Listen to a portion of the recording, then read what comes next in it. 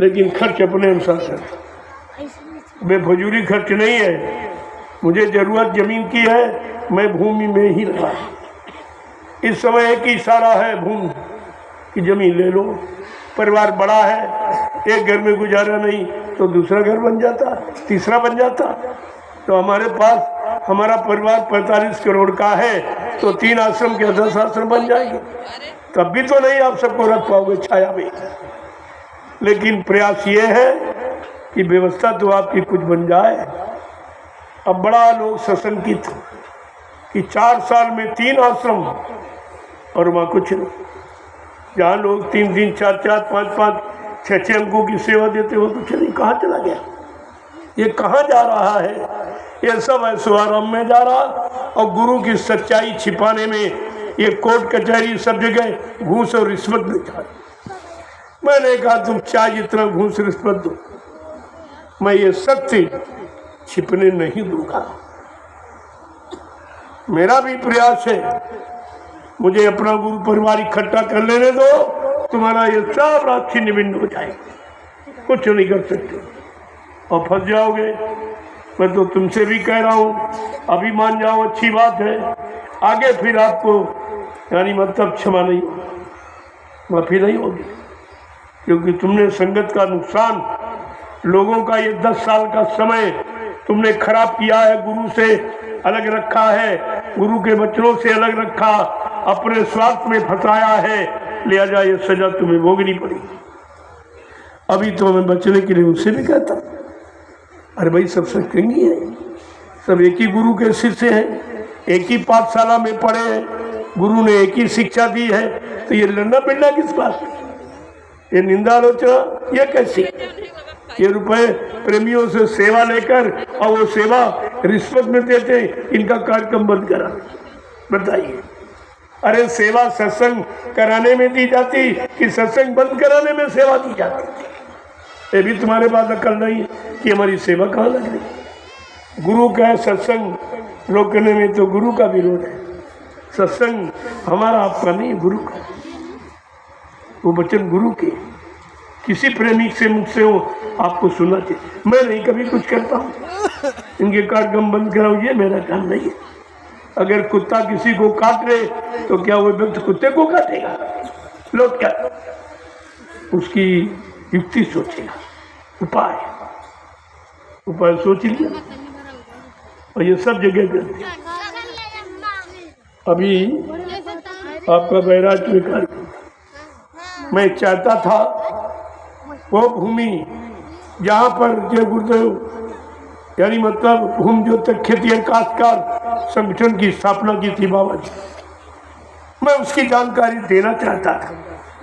क्यों कुछ नए प्रेमी हैं, उनको नहीं मालूम है कि भूमि जो तक खेती काश्तकार संगठन क्या है, ये कैसी नीति है, इससे काश्तकार भूमि जोतकों को क्या लाभ मिलेगा, मैं ये सब बताना चाहता था। लेकिन संसार वाले तो सुनते हैं, सुनना चाहते हैं, लेकिन ये सत्संगी विरोध करता है। ये तो कभी नहीं हुआ। और जय गुरुदेव नाम लेते, कर्मचारी अधिकारी हंसते, कितने मूर्ख हैं कि जय गुरुदेव नाम भी लेते और जय गुरुदेव नाम से सत्संग हो रहा उसका विरोध करते, उसको रुकवाने में घूस रिश्वत देते हैं। सेवाओं का कितना बड़ा दुरुपयोग, इनको कैसे माफ किया जाएगा? मैं इनके बारे में सोचता रहता हूँ कि आगे आने वाले भविष्य में ये तो ऐसा काम कर रहे हैं, ये बाबा जय गुरुदेव जी महाराज का शिष्य भी नहीं कहला सके। शिष्य बनने का अधिकार भी इन्होंने खो दिया। अरे सत्संग कराना, सत्संग में जाना, प्रेमियों को ले जाना, ये सत्संगी का कर्तव्य है। और ये सत्संगी कहते नहाते हैं और घूम घूम के प्रचार करते, वहाँ जाना मत। अरे यहाँ क्या हो, इतने लोग आए, ये सुन नहीं रहे क्या?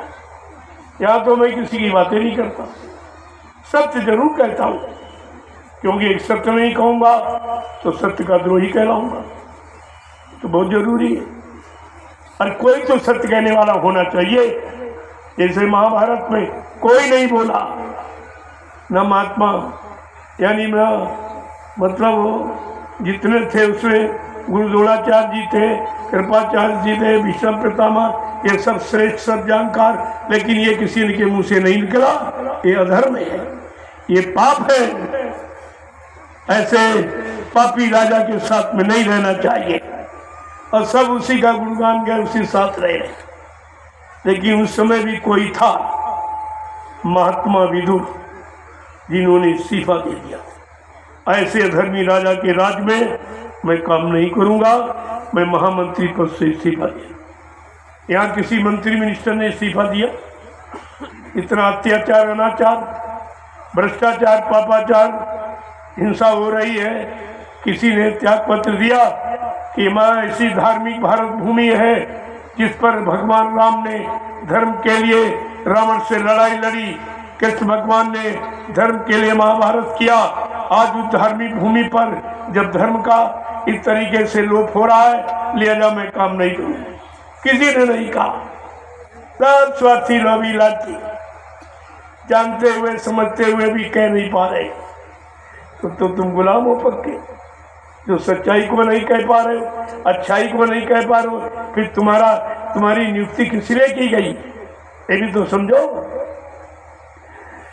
जय गुरुदेव, जय गुरुदेव। तो जिन लोगों ने पूजा न की हो जरूर करें। ये सांसारिक पूजा नहीं है, ये आत्मिक पूजा, आत्मा के कल्याण की। और उसका महाप्रसाद जो दो महापुरुषों का है दया, उस प्रसाद में 2 महापुरुषों की दया शामिल है। उसको भी ले लो, बहुत संभाल के रखिए।